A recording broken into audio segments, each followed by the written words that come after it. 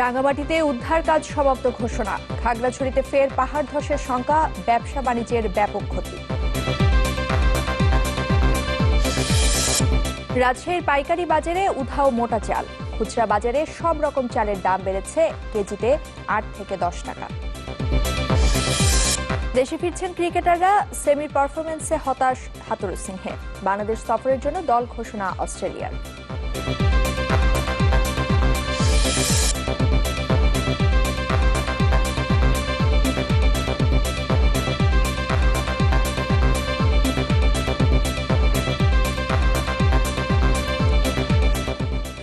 দর্শক, আমন্ত্রণ নিউজ 24-এ শুনছিলেন সিলনটি শিরোনাম। পুরো খবরে আপনাদের সাথে আছি আমরা দুজন, আমি ইসরাত আমিন এবং আমি মোহাম্মদ ইমতিয়াজ। বিজলি কেবল সঠিক মানে কেবল ব্যবহার করুন যুগের পর যুগ বিজলি কেবল। পুরো খবর। পাহাড় ধসের ঘটনায় রাঙ্গামাটিতে উদ্ধার অভিযানের সমাপ্তি ঘোষণা করা হয়েছে। আজকে বিকেলে জেলা প্রশাসনের পক্ষ থেকে এই উদ্ধার অভিযান শেষ করার ঘোষণা দেওয়া হয়। এদিকে ভারী বৃষ্টিতে রাঙ্গামাটি সহ পার্বত্য অঞ্চলে ফের পাহাড় ধসের শঙ্কা তৈরি হয়েছে। রাঙ্গামাটিতে পাহাড় ধসে নিখোঁজ আরও একজনের মরদেহ উদ্ধার হয়েছে। এ নিয়ে জেলায় নিহতের সংখ্যা বেড়ে হয়েছে ১১০ জন, আর ৫ জেলা মিলিয়ে এই সংখ্যা ১৫০ ছাড়িয়েছে। সড়ক যোগাযোগ স্বাভাবিক না হলেও রাঙ্গামাটিতে আংশিক চালু হয়েছে বিদ্যুৎ সরবরাহ। এদিকে ফের ধসের শঙ্কায় খাগড়াছড়ির শালবাগানী এলাকা থেকে নিরাপদে সরিয়ে নেওয়া হয়েছে ২৫টি পরিবার।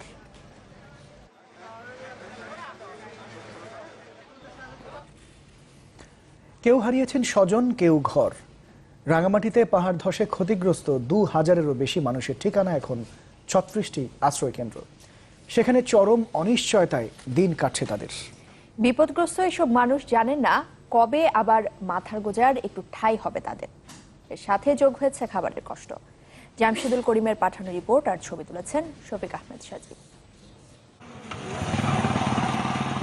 পাহাড় ধসে বিপর্যস্ত পুরো এলাকা, তাতে বোঝারই উপায় নেই একসময় এই পাহাড়ের ভাজে ভাজে ছিল মানুষের বসতি। রাঙ্গামাটির যুব উন্নয়ন এলাকা এখন এমনই ধ্বংসস্তূপ। মঙ্গলবার ভোরের ভয়াবহ পাহাড় ধস এখানে বসবাসকারীদের করে দিয়েছে ভিটে মাটিহারা। তাই তাদের ঠিকানা এখন সুখী নীলগঞ্জ ভাবনা কেন্দ্র আশ্রম। পাহাড়ের রুদ্রমূর্তি এখনো ভুলতে পারছেন না ভয়াবহ ধ্বংসযজ্ঞের সাক্ষী এসব মানুষ। কি অবস্থা, আমার নিজের চোখে দেখছি আমি কিভাবে মাটি চলে আসতেছে না আমাদের সামনে। আমি বাচ্চা সহ ছিলাম। তো আমরা যদি বিল্ডিংটা যদি না থাকতো, আমরা পুরো ওখানে 7 জন আমরা শেষ হয়ে যেতাম। খাওয়ার কষ্ট, খাওয়া দাওয়ার কষ্ট, থাকার কষ্ট, রান্না করতে কষ্ট, লাকড়ি নাই, সব ভিজে গেছে, সব শেষ। কষ্ট তো মানে একেবারে বলার মতো নয়। বাচ্চা হারিয়ে গেছে। আমি শুধু সরকারের কাছে এটা বলবো, আমাদেরকে একটু বাড়িঘর তাই দিলে খুব সুবিধা হয়। একই চিত্র পাশের আব্দুল আলী আশ্রয় কেন্দ্রেও। আবার হারিয়ে এখন অথৈ সমুদ্রে যেন ভাসছেন ক্ষতিগ্রস্ত এসব মানুষ। আপাতত আশ্রয় মিললেও পাচ্ছেন না ঠিকমতো খাবার। সবচেয়ে বেশি কষ্টে শিশুরা, তাতে এক দুর্বিষহ জীবন কাটছে তাদের। এর মধ্যে সেনাবাহিনী ছাড়া আর তেমন কেউ এগিয়ে আসেনি সহায়তা নিয়ে।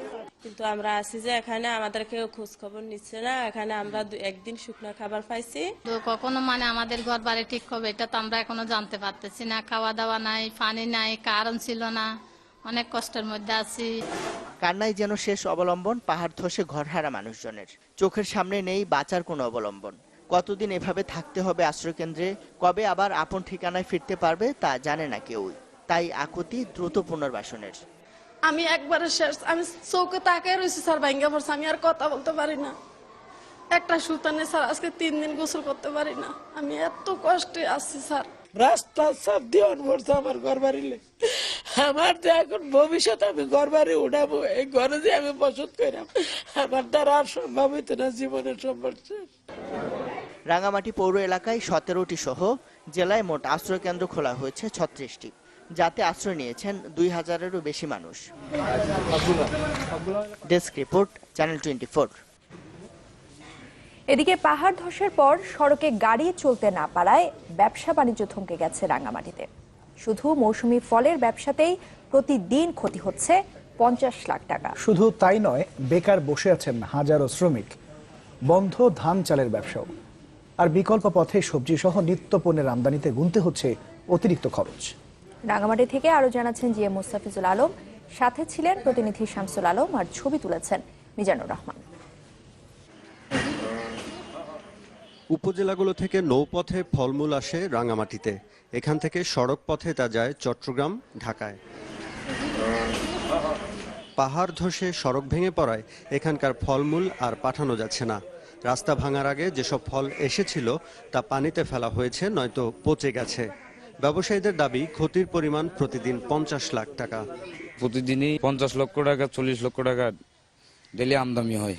এখন তো গাড়িওয়ালা কোন, লেবার কোন, বুড়োলা কোন, ব্যাপারী তো শেষ, সবাই একটা অসহায়ের মতো হয়ে গেছে। ফলের মতো সব উপজেলা থেকে ধানও আসে এখানে। এই ধান রানীরহাটের মিলে নিয়ে চাল করে আনা হয়। ট্রাক চলতে না পারায় বন্ধ আছে এই কাজও। পাহাড়ি ঢলে ডুবে গেছে অনেক জমির ধান।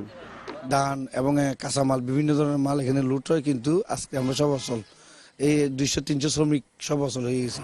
টার্মিনালে বেকার বসে আছে মালবাহী ট্রাক। চালক শ্রমিকদের আয়ের পথও বন্ধ। ব্যবসা না চলায় চলে না নৌকাও। শ্রমিকেরা বসা, খাওয়ার আয় রুজির রাস্তা নাই, আর প্রতিটা ড্রাইভার খুব পারিবারিকভাবে সংকটে আছে। এই টার্মিনালটায় এই একমাত্র রোডঘাট ভাঙার কারণে মনে করেন যে 2-4 হাজার পরিবারের মতো এই মানে সব এগুলা সব বসে আছে। সবজি সহ নিত্যপণ্য আনতে হচ্ছে কাপ্তাই হয়ে নৌপথে। এতে পরিবহন খরচ অনেক বেড়েছে, তাই জিনিসপত্রের দামও বেড়ে গেছে প্রায় দ্বিগুণ। ক্যারিং চার্জ বেশি যাচ্ছে না, লেবার খরচ বেশি যাচ্ছে না। বেকার বসে আছেন কাঠ ব্যবসায়ীরা। ফুরিয়ে এসেছে জ্বালানি তেলের মজুদও। সব মিলিয়ে যতদিন সড়ক যোগাযোগ ঠিক না হবে ততদিনে মানুষের দুর্দশা আরও বাড়বে। কোথাও পাহাড় ভেঙে পড়েছে সড়কের উপর, কোথাও সড়কই বিলীন হয়ে গেছে। স্বভাবতই যান চলাচল বন্ধ রয়েছে, আর যান চলাচল না থাকায় স্থবির হয়ে পড়েছে ব্যবসা বাণিজ্য। দুর্যোগের পর এখন নানামুখী দুর্ভোগের শিকার পাহাড়ি জনপদের মানুষ। G M Mustafizul Alam, channel 24, Rangamati. আমরা আনোয়ার ইস্পাত, দৃঢ়তার ইস্পাত ইনসাইড। আমরা আনোয়ার ইস্পাত, দৃঢ়তার ইস্পাত ইনসাইড। দুদিনের সফর শেষে সুইডেন থেকে দেশের উদ্দেশ্যে রওনা হয়েছেন প্রধানমন্ত্রী শেখ হাসিনা। এর আগে প্রবাসীদের দেয়া সংবর্ধনায় সহিংস আন্দোলনের পথ ছেড়ে বিএনপিকে জনমুখী হওয়ার আহ্বান জানিয়েছেন তিনি। খালেদা জিয়ার সাম্প্রতিক বক্তব্যের সমালোচনা করে শেখ হাসিনা বলেন, দেশ নয়, অবস্থা খারাপ হয়েছে বিএনপির। এর আগে স্টকহোমে শেখ হাসিনার সাথে দ্বিপাক্ষিক বৈঠকে সুইডেনের প্রধানমন্ত্রী স্টেফান লোফভেন আশা করেন বাংলাদেশের সাথে তার দেশের সম্পর্ক আরও দীর্ঘ ও গভীর হবে। বৈঠকে বাণিজ্য, জ্বালানি, নিরাপত্তা, প্রযুক্তি ও উদ্ভাবন বিষয়ের পাশাপাশি সন্ত্রাস, জঙ্গিবাদ নিয়েও আলোচনা হয়। এছাড়া দুদেশের সহযোগিতার বিভিন্ন ক্ষেত্র চিহ্নিত করা হয় ওই বৈঠকে।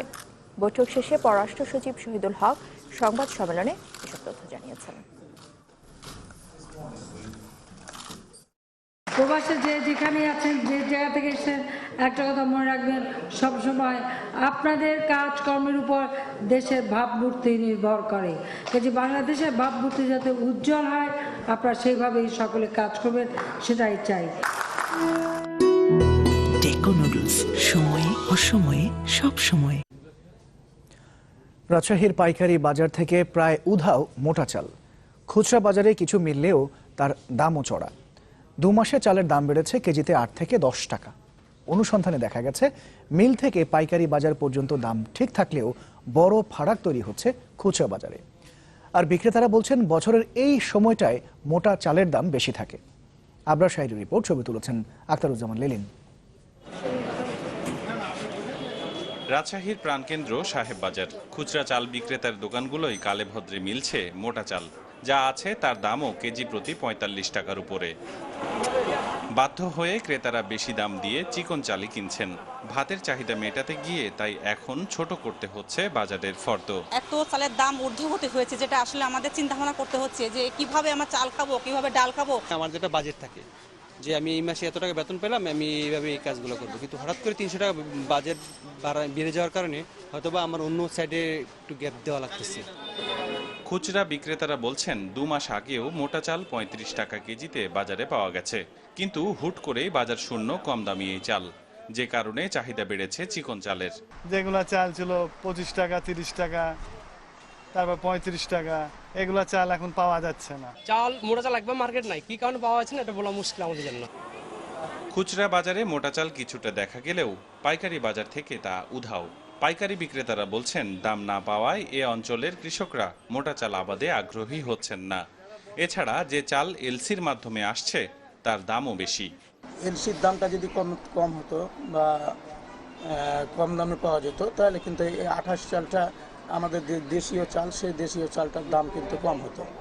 আপনি মোটা চাল প্রায় 44-45 টাকা কেজি পাইকারি করছি আমরা। আচ্ছা, খুচরা দোকানদারেরা আরও বেশি করবে, 50 করতে পারে। ঘটনার সত্যতা মিলল চালের মিলগুলোতে খোঁজ নিয়ে। মিল মালিকদের দাবি, প্রাকৃতিক দুর্যোগের কারণে এ মৌসুমে চাহিদা মতো ধান পাচ্ছেন না তারা। যা পাওয়া যাচ্ছে তার দামও বেশ চড়া।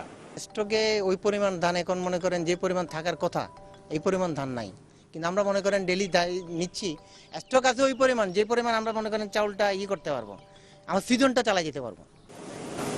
কৃষি সম্প্রসারণ দপ্তরের তথ্য মতে খরিফ 1 মৌসুমে রাজশাহী জেলায় মোট 46,209 হেক্টর জমিতে ধান আবাদের লক্ষ্যমাত্রা ধরা হয়েছে 1,17,704 metric ton. Abrar Shair, channel 24, Rajshahi. চালসহ নিত্য প্রয়োজনীয় পণ্যের দাম বেড়ে যাওয়ায় জীবনমানের আরও অবনতি হয়েছে নিম্ন আয়ের মানুষের। সাভার আশুলিয়ার পোশাক শ্রমিকরা বলছেন এখন তাদের মাসে খরচ বেড়েছে 1000 টাকার উপরে। এই অবস্থায় পোশাক শ্রমিকদের জন্য আলাদা রেশন ব্যবস্থা চালুর দাবি জানিয়েছেন শ্রমিক নেতারা। সাভার থেকে অবু হবে রিপোর্ট। জীবনের তাগিদে বছর 4 আগে চাঁপাইনবাবগঞ্জ থেকে ঢাকার শিল্পাঞ্চল আশুলিয়ায় আসেন জোনাকি। চাকরি নেন একটি পোশাক কারখানায়। স্বামী ও 2 মেয়ে নিয়ে ভালোই চলছিল সংসার। সম্প্রতি নিত্যপণ্যের দাম বাড়ায় ছন্দপতন ঘটে জোনাকির সংসারে। 6 মাসের ব্যবধানে শুধু চালের জন্য ব্যয় বেড়েছে প্রায় 1300 টাকা। তেল চালের সবকিছুর দাম বেড়ে গেছে, এখন চলারও মুশকিল হয়েছে, কষ্ট হয়েছে 4 জন মানুষ। শুধু জোনাকি নয়, দেশের বিভিন্ন জায়গা থেকে আসা পোশাক শ্রমিক ও নিম্ন আয়ের মানুষদের গল্পটাও এমনই। 1 কেজি চাউল কিনতে গেলে 58 টাকা কেজি, তাই 1 কেজি চাউল কিনে আমি খাবো না আমার বাচ্চাকেই খাওয়াবো। 2-4 টাকা করে যা জমা করি ওইটা আর কি বছর শেষে ভাঙি, আর নাইলে যখন বিপদ আপদে পড়ি তখন বামি। চাউল আগে 30-35 ছিল, এখন তো দেখা যায় 60 টাকা কেজি, 55 টাকা কেজি। এই অবস্থাতে আমাদের তো প্রতি মাসে ঘাটতি। আশুলিয়ার সবচেয়ে বড় 2 চালের বাজার বলিভদ্র ও পল্লী বাজার বিশ্লেষণে দেখা যায় গত 6 মাসে শুধু চালের দাম বেড়েছে প্রায় 50%। এর মধ্যে গরিবের মোটা চালের দাম বেড়েছে সবচেয়ে বেশি। 29 বাসাই গত 2 মাস আগে ছিল 33 টাকা 35 টাকা, এখন 50 টাকা। তারপর মিনিগেট চাল গত 2 মাস আগে ছিল 50 টাকা, এখন 55 টাকা। টিসিবি ও ওএমএস এর মতো প্রকল্প শ্রমিকদের ক্ষেত্রে তেমন কাজে আসছে না, তাই তাদের জন্য আলাদা রেশন ব্যবস্থা চালুর দাবি এই শ্রমিক নেতার। 9টা থেকে 5টা পর্যন্ত টিসিবির চাউল দেওয়া হবে, কিন্তু শ্রমিকরা 8টার থেকে তার ডিউটি, 5টা পর্যন্ত তার জেনারেল ডিউটি। সে যদি লাইনে দাঁড়ায় টিসিবির চাউল কেনে তাতে হয়তো 100 টাকা কমে কিনতে পারবে, কিন্তু তার হাজিরা 500 টাকা থাকবে না। চালের মতো নিত্যপণ্যের দাম আয়ত্তের মধ্যে রাখার দাবি নিম্ন আয়ের মানুষদের। Desk report, channel 24। স্ক্যান সিমেন্টের সৌজন্যে আইসিসি চ্যাম্পিয়ন্স ট্রফির খবর।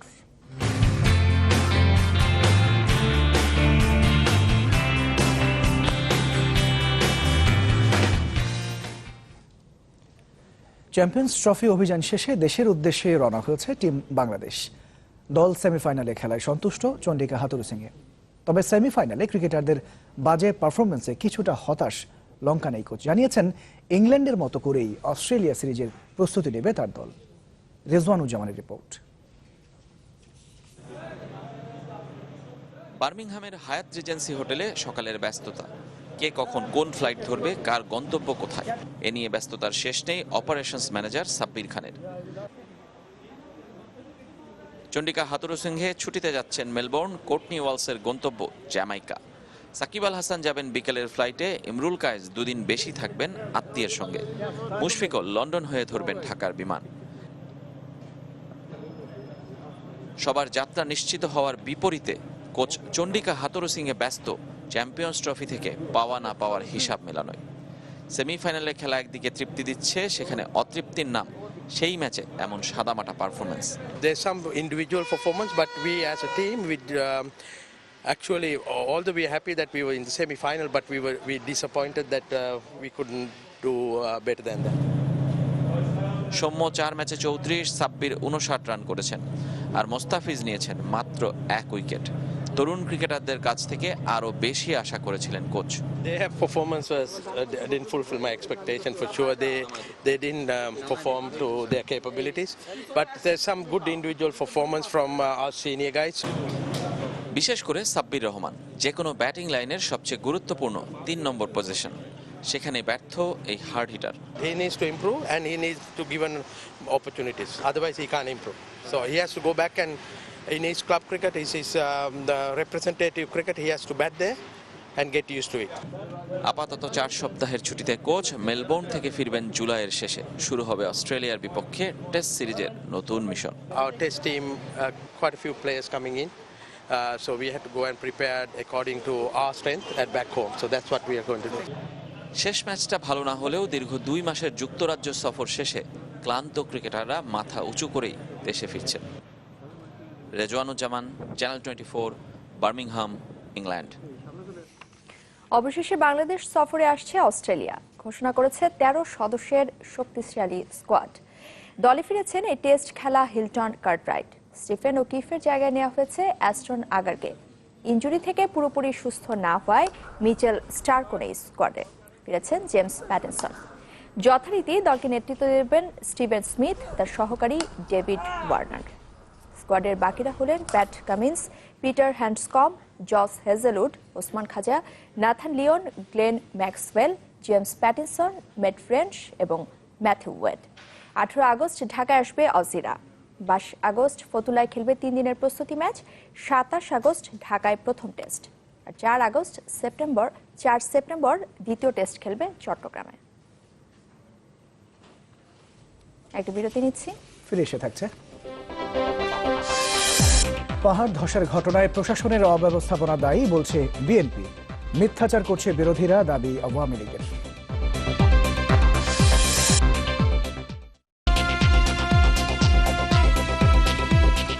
আবার আমন্ত্রণ, আপনারা দেখছেন নিউজ 24।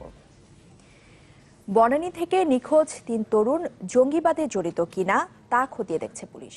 দুপুরে রাজধানীর রাজেরবাগ পুলিশ লাইনে এক অনুষ্ঠান শেষে এ কথা জানিয়েছেন পুলিশ প্রধান একেএম শহীদুল হক। দেশে এই মুহূর্তে জঙ্গি হামলার শঙ্কা নেই বলেও জানিয়েছেন তিনি। প্রত্যেকটা যেখানে ডিজেপিআর হয় বা নিখোঁজ হয়ে যায়, এগুলি যখন পুলিশের কাছে তথ্য আসে বা কমপ্লেইন আসে বা তথ্য দেয়, সাথে সাথে আমরা প্রয়োজনীয় ব্যবস্থা নেই। পুলিশের দায়িত্ব এগুলিকে তদন্ত করে এদেরকে উদ্ধারের ব্যবস্থা করা এবং যদি তারা কিডন্যাপ হয়ে থাকে তাহলে তাদের ব্যবস্থা নেওয়া। পাহাড় ধসে প্রাণহানির জন্য প্রশাসনের অব্যবস্থাপনাকেই দায়ী করেছেন বিএনপি স্থায়ী কমিটির সদস্য আমির খসরু মাহমুদ চৌধুরী। জাতীয় প্রেস ক্লাবে এক আলোচনায় তিনি বলেছেন, দেশে এখন মানুষের মৌলিক অধিকার নেই। চট্টগ্রামে যে ঘটনা ঘটেছে সেটার ওয়ার্নিং ছিল, সেটা সবাই জানে। অতিবৃষ্টি হলে পাহাড় ধস হয়।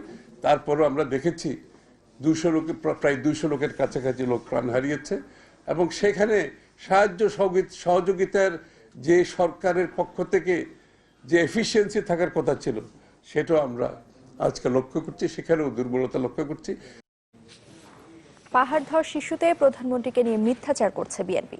সকালে কুমিল্লার দাউদকান্দিতে এক অনুষ্ঠানে এই অভিযোগ করেছেন আওয়ামী লীগ সাধারণ সম্পাদক ও সেতুমন্ত্রী ওবায়দুল কাদের। বলেন, পাহাড় ধসের সময় প্রধানমন্ত্রীর বিদেশ সফর নিয়ে খালেদা জিয়ার বক্তব্য আক্রোশের বহিঃপ্রকাশ। বেগম জিয়া যেটা বলেছেন সেটা তার শেখ হাসিনার প্রতি অন্ধ আক্রোশের কুরুচিপূর্ণ বহিঃপ্রকাশ। ঈদকে ঘিরে ট্রেনের আগাম টিকিট বিক্রির আজকে ছিল শেষ দিন, তাই তেমন ভিড় ছিল না কমলাপুর রেল স্টেশনে। আজ 25 জুনের টিকিট দেওয়া হলেও না পাওয়ার অভিযোগ করেছেন অনেকেই। এদিকে ভিড় ছিল না গাবতলীর বাস কাউন্টারগুলোতেও। ঈদযাত্রায় বাড়ির পথ মানেই বাড়তি ভোগান্তি। বাস ট্রেনে সেই ভোগান্তি আরও বাড়ায় টিকিট পাওয়া নিয়ে। ট্রেনের আগাম টিকিট বিক্রির শেষ দিনে কমলাপুর রেলওয়ে স্টেশনে গত দুদিনের তুলনায় ভিড় ছিল কম। শুক্রবার দেওয়া হয় 25 জুনের আগাম টিকিট। সকাল 8টা থেকে বিক্রি শুরুর কথা থাকলেও রাত থেকেই লাইনে দাঁড়ান টিকিট প্রত্যাশীরা। গতকাল আসরের নামাজে পড়ে আসছি আমরা, আজকে এখন টিকিট পেলাম। এতক্ষণ দাঁড়িয়ে থাকলাম, কষ্ট করলাম, এখন টিকিটটা পেলাম, ভালো লাগছে। তিস্তা এক্সপ্রেসের টিকিট সংকট নিয়ে অভিযোগ ছিল যাত্রীদের, ছিল অনলাইন টিকিট প্রত্যাশীদের ভোগান্তির অভিযোগও। অনলাইনে টিকিটটা ছাড়া হয় 8টা থেকে সকালে, আমি ঠিক 8টায় ট্রাই করছি, বলতেছে কোনো টিকিট নাই। তো এটা কিভাবে সম্ভব? 10 থেকে 12 জনের মতো আর কি তিস্তার টিকিট পাইলো, কিন্তু এর বেশি আর পাইলো না। এই টিকিটগুলো কোথায় গেল, এটাই আমাদের প্রশ্ন আর কি। তিস্তা এক্সপ্রেসের মানে টিকিট দেওয়ার আগেই শেষ, কেউ পায়নি মনে হয়। রেল কর্তৃপক্ষ বলছে তিস্তা এক্সপ্রেসে বাড়তি চাপ থাকায় পাওয়া যাচ্ছে না কাঙ্ক্ষিত টিকিট। আমরা তিস্তার চাপ সামলানোর জন্যই কিন্তু দেওয়ানগঞ্জ স্পেশাল বরাবর মতো রাখি, এটা পাশাপাশি আরেকটা ট্রেন দেওয়ানগঞ্জ স্পেশাল। এদিকে ছুটির দিনে রাজধানীর গাবতলী বাস টার্মিনালে ছিল না টিকিট প্রত্যাশীদের ভিড়। এবার ঈদের লম্বা ছুটি হলেও টিকিট বেচাকেনা কম।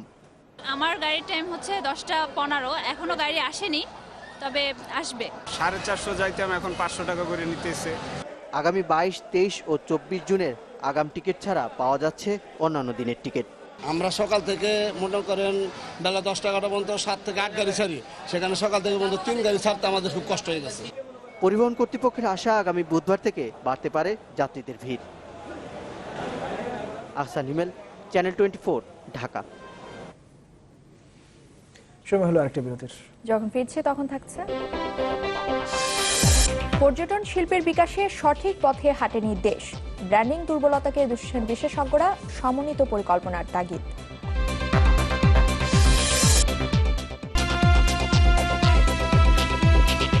বিরতির পর আরো একবার আমন্ত্রণ। আপনারা দেখছেন নিউজ 24।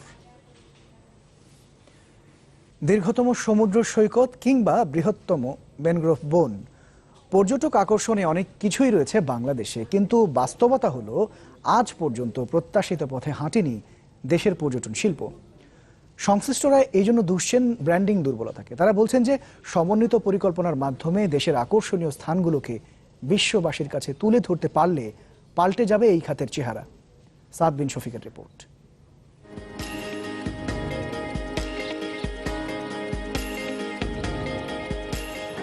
বিশ্বের কাছে নিজের দেশকে আকর্ষণীয়ভাবে তুলে ধরতেই এমন আয়োজন মালয়েশিয়া সরকারের। ব্র্যান্ডিংয়ের এ পথে হাঁটতে দেখা যায় ভারত, সিঙ্গাপুর, থাইল্যান্ড, মালদ্বীপ সহ অনেক দেশকেই।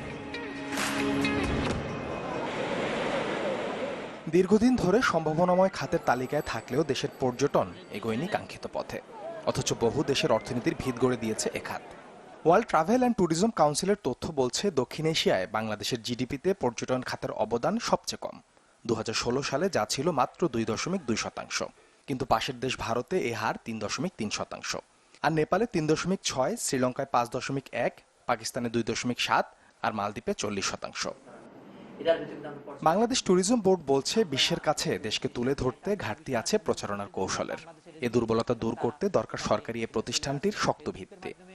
যে কাঙ্ক্ষিত পর্যায়ে যে প্রচারণা, সেটাও কিন্তু আমি বলবো যে আমরা এখন পর্যন্ত কাঙ্ক্ষিত মাত্রায় পৌঁছাতে পারিনি। এবং এর কারণও আছে যে বাংলাদেশ ট্যুরিজম 2010 সনে প্রতিষ্ঠা করা হয়েছে। এরপর থেকে একটা প্রতিষ্ঠানিক ভিত্তি, শক্ত ভিত্তির উপরে এই প্রতিষ্ঠানটা এখনো দাঁড়াতে পারেনি। পর্যটন শিল্পের বিকাশ বলি, মার্কেটিং বলি, বিশ্বের বুকে তুলে ধরা বিষয়টা বলি, এর কিন্তু মূল যে স্টেক হোল্ডার সেটা কিন্তু আমাদের প্রাইভেট সেক্টর। অবশ্যই প্রাইভেট সেক্টর ব্যবসা করবে, কিন্তু ক্ষেত্রটা তৈরি করবে দিবে কি? ক্ষেত্রটা তো আপনাকে তৈরি করে দিতে হবে। ক্ষেত্র তৈরি করে না দিলে প্রাইভেট সেক্টর কেন এখানে আসবে? বেসরকারি ট্যুর অপারেটরদের অভিযোগ, পর্যটন খাতের বিকাশে নেই কোনো সমন্বিত পরিকল্পনা, বাজেটেও দেয়া হয় না পর্যাপ্ত বরাদ্দ। এই পৃথিবীর অন্যান্য সব জায়গার ট্যুরিজম ব্র্যান্ডিংটাই কিন্তু একটা পর্যায়ে কিন্তু দেশের ব্র্যান্ডিং হয়ে যায়। ধরেন আপনি যদি ট্রুলি এশিয়া যদি বলেন, আমি যদি আপনাকে বলি যে ট্রুলি এশিয়া কি ওদের ট্যুরিজমের ব্র্যান্ডিং নাকি ওদের দেশের ইনভেস্টমেন্টের ব্র্যান্ডিং? অ্যামেজিং থাইল্যান্ড কি ট্যুরিজমের ব্র্যান্ডিং না দেশের ব্র্যান্ডিং? আলটিমেটলি দেশের ব্র্যান্ডিং এন্ড ট্যুরিজমের ব্র্যান্ডিং মিলেমিশে একাকার হয়ে যায়। আপনি যতক্ষণ পর্যন্ত এটাকে দেশের অর্থনৈতিক সমৃদ্ধির জন্য ঠিক না করছেন বা পয়েন্ট আউট না করছেন, ততদিন পর্যন্ত প্রমোশনের কাজটা আসলে চিন্তা করাটা ঠিক না। আগে আপনাকে ঠিক করতে হবে যে আপনি ট্যুরিজম চান কি চান না। তবে সবারই পরামর্শ বিদেশি পর্যটক আকর্ষণে বিশ্বের কাছে দেশের ইতিবাচক ভাবমূর্তি তুলে ধরার। সাদ বিন শফিক, চ্যানেল 24, ঢাকা। এবার আকিজ সিরামিক্সের সৌজন্যে ঈদ বাজারের খবর।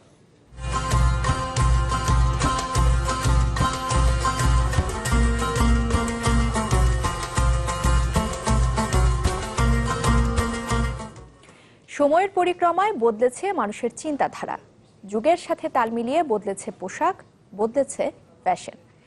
নারীদের পোশাকে নতুনত্বের দৌড়ে এবার এগিয়ে রয়েছে গাউন। গতানুগতিক পোশাকের তুলনায় দাম কিছুটা বেশি হলেও তরুণীদের পছন্দের শীর্ষে রয়েছে এটি। সৈয়দ শওকত আলীর ক্যামেরায় রিপোর্ট করছেন সারা ফায়রুজ জাইমা।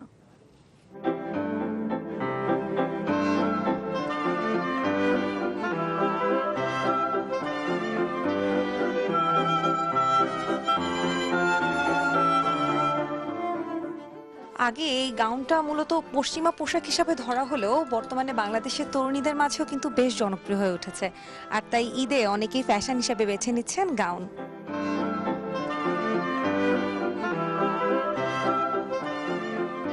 পাশ্চাত্য ঘরানার এসব পোশাকে এখন যুক্ত করা হয়েছে দেশীয় সংস্কৃতির নানা অনুষঙ্গ। গতানুগতিক নকশার বাইরে গাউনে নতুনত্ব আনতে সামনের দিকে ওড়নার স্টাইলে কুঁচি দিয়ে জুড়ে দেওয়া হচ্ছে কাপড়। কোনো কোনো গাউনে আবার শাড়ির আঁচড়ের স্টাইলে একপাশেও থাকছে বাড়তি কাপড়। পিপল যারা হলো অনেকটা ট্রেডিশনাল, ওরাও কিন্তু এখন লং গাউনসের দিকে অনেকটা ঝুঁকে যাচ্ছে। এটা আমাদের বেঙ্গলি বডিতে অনেক ফ্ল্যাটার করে এবং এটা অনেক এলিগেন্ট লাগে। এটা আপনি একটা রাতে কোনো দাওয়াতে, ইভেন আমরা এখন দেখি বিয়ে বাড়িতেও অনেকে গাউনস পরতে প্রেফার করছে। নিয়মিত পোশাকের তুলনায় দাম খানিকটা বেশি হলেও হালের ফ্যাশন বলে কথা। তার উপর আবার প্রাচ্য পাশ্চাত্যের ফিউশন, তাই চাহিদাটাও বেশি। ঢাকার বেশিরভাগ শপিং মলে পাওয়া যাচ্ছে বাহারি রঙের, বাহারি ডিজাইনের গাউন। তবে একটু ভিন্নতা পেতে চাইলে স্বকীয় ডিজাইনার আউটলেটে মিলতে পারে পছন্দ মতো। গাউনটা এখন অনেক সেল হচ্ছে। কিরকম প্রাইস রেঞ্জ গাউনের? সবচেয়ে হাইয়েস্ট ধরতে গেলে 28,000 থেকে শুরু হয়েছে 7,000 পর্যন্ত। বেসিক্যালি গাউনটা এখানে মেক করা হলে যেটা হয় যে ফিটিংটা একদম পারফেক্ট আসে না, এই জন্য আমরা বিভিন্ন জায়গা থেকে ইম্পোর্ট করছি, ব্যাংকক থেকে, দেন বিভিন্ন জায়গা থেকে আমরা ইম্পোর্ট করছি অ্যান্ড পাশাপাশি নিজেরাও মেক করছি গাউনটা। তাছাড়া গরমের ভেতর ঈদ, তাই সবাই যাচ্ছেন স্বস্তিদায়ক পোশাক পরতে। তার উপর আবার কদিন আগেই গেল কান চলচ্চিত্র উৎসব। এবার তাই তরুণীদের পছন্দের শীর্ষে অবধারিতভাবেই যেন উঠে এসেছে গাউন। লং গাউন, একটু পাফি টাইপের, বারবি টাইপ গাউন, এই ট্রেন্ডটা এবার চলছে। এই জন্যই এভরি ইয়ার না কামিজ পরে পরে ইউজড হয়ে যাচ্ছে, আর বোরিংও লাগছে। গাউন কিন্তু ইউজুয়ালি কেউ পরে না ঈদে, তো ওটা একটু ডিফারেন্ট হবে। সাথের মাঝে আছে একেবারে যে খুব হাই প্রাইস আর একেবারে যে না, সেটা না। বৃষ্টি মেঘযুক্ত আবহাওয়ার কথা চিন্তা করে এবার গাউনগুলোতে উজ্জ্বল রঙের ব্যবহার হয়েছে বেশি। আর রাতের পার্টির জন্য কালো, নীল, মেরুন এই রঙগুলোর চাহিদাও আছে বেশ। সারা ফায়রুজ জাইমা, চ্যানেল 24। নিউজ 24 এর সময় হলো আরো একটি বিরতির। এরপর যা থাকবে। লন্ডনে বহুতল ভবনে আগুনের ঘটনায় নিহতের সংখ্যা বেড়ে 30। রানীর ঘটনাস্থল পরিদর্শন।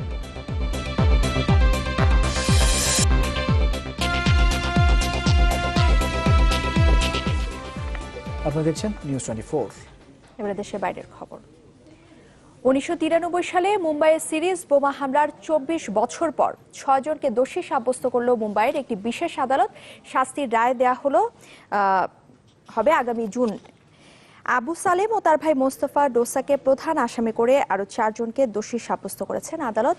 বাকিরা হলেন রিয়াজ সিদ্দিক, করিমুল্লাহ খান, ফিরোজ খান এবং তাহির মার্চেন্ট ওরফে তাহির ডাকলা। তবে যথেষ্ট প্রমাণ না থাকায় কায়ুম শেখ নামে একজনকে বেকসুর খালাস দিয়েছেন আদালত।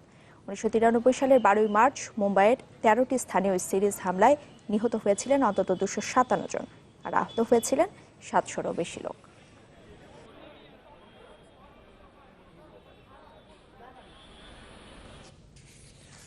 লন্ডনের গ্রেনফেল টাওয়ারে আগুনের ঘটনায় নিহতের সংখ্যা বেড়ে দাঁড়িয়েছে 30 জনে। ঘটনাস্থল পরিদর্শন করেছেন রানী দ্বিতীয় এলিজাবেথ। এ সময় তার সাথে ছিলেন প্রিন্স উইলিয়াম।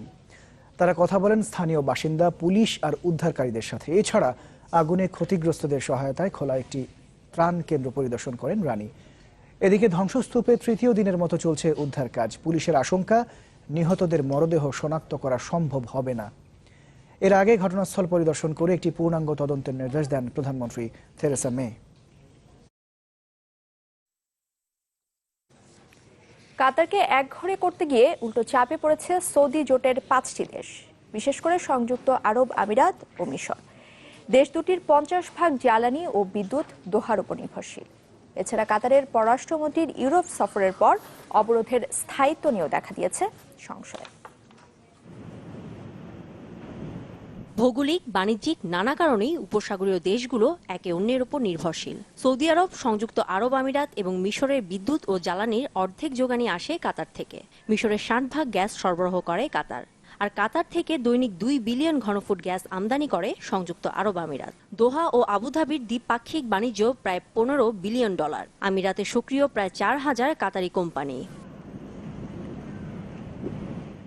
এমন নানা সমীকরণ সামনে এনে বিশ্লেষকরা বলছেন কাতারের ওপর অবরোধ দিয়ে নিজেদের পায়ে কুড়াল মেরেছে মধ্যপ্রাচ্যের 6 দেশ। কারণ সৌদি জোটের অনুমান ভুল প্রমাণ করে কাতারের পাশে এসে দাঁড়িয়েছে পশ্চিমা অনেক দেশ। দোহায় সামরিক ঘাঁটি স্থাপনের সিদ্ধান্ত নিয়েছে তুরস্ক। প্রথমে কড়াকড়ি আরোপের সিদ্ধান্ত নিলেও এখন নিষেধাজ্ঞা শিথিলের পথেই হাঁটছেন ট্রাম্প প্রশাসনও। তাই রিয়াদের পরিকল্পনাকে আশায় গুড়েবালি বলছেন অনেকে। সৌদি জোটের তৎপরতায় বিপাকে পড়বে প্রতিবেশীরা। কারণ দোহা যদি গ্যাস সরবরাহ বন্ধ করে দেয় তবে বিদ্যুৎ বঞ্চিত হয়ে পড়বে মিশর ও সংযুক্ত আরব আমিরাতের বেশিরভাগ শহর। তাই মনে হয় না এই অবরোধ বেশি দিন টিকবে। উপসাগরীয় দেশগুলোর মধ্যে স্থিতিশীলতা চায় ইউরোপ, রাশিয়া ও যুক্তরাষ্ট্র। সংকট সমাধানে তারা কাতারের পাশেই আছে। সকলেই আলাপ আলোচনার ভিত্তিতে সন্দেহ আর অবিশ্বাস দূর করার পক্ষপাতী। অবশ্য সৌদি, ইসরায়েল প্রভাব বলয়ে 6 দেশে কাতারের নাগরিকরা নানাভাবে হয়রানির শিকার হচ্ছে বলে অভিযোগ করেছেন মানবাধিকার কর্মীরা। সৌদি আরব, মিশর ও বাহরাইনে থাকা কাতারিদের কাছ থেকে 700-র বেশি অভিযোগ পেয়েছি আমরা। সব অভিযোগ আন্তর্জাতিক আদালতে পেশ করা হবে। কূটনৈতিক সম্পর্ক ছিন্নের পর কাতারকে খাদ্য, ওষুধ সহ বিভিন্ন উপকরণ সরবরাহ বন্ধ করে দেয় সৌদি জোটের 6 দেশ। তবে বিমান ভর্তি খাদ্য পাঠিয়ে দেশটির পাশে দাঁড়ায় তুরস্ক ও ইরান, যাতে এরই মধ্যে প্রাথমিক সংকটের ধাক্কা কাটিয়ে উঠেছে 27 লাখ মানুষের দেশটি। আন্তর্জাতিক গণমাধ্যম বলছে খোদ আরব অঞ্চলের 90% মানুষই কাতারের সাথে সম্পর্ক ছিন্নে সৌদি জোটের সিদ্ধান্তের বিরোধী। পাপিয়া সুলতানা, চ্যানেল 24। শেষ করব নিউজ 24। যাবার আগে সিলনটি শিরোনামগুলো আরেকবার। রাঙামাটিতে উদ্ধার কাজ সমাপ্ত ঘোষণা, খাগড়াছড়িতে ফের পাহাড় ধসের শঙ্কা, ব্যবসা বাণিজ্যের ব্যাপক ক্ষতি। রাজশাহীর পাইকারি বাজারে উধাও মোটা চাল, খুচরা বাজারে সব রকম চালের দাম বেড়েছে কেজিতে 8 থেকে 10 টাকা। এবং দেশে ফিরছেন ক্রিকেটাররা, সেমির পারফরমেন্সে হতাশ সাতোরু সিংয়ে, বাংলাদেশ সফরের জন্য দল ঘোষণা অস্ট্রেলিয়ার।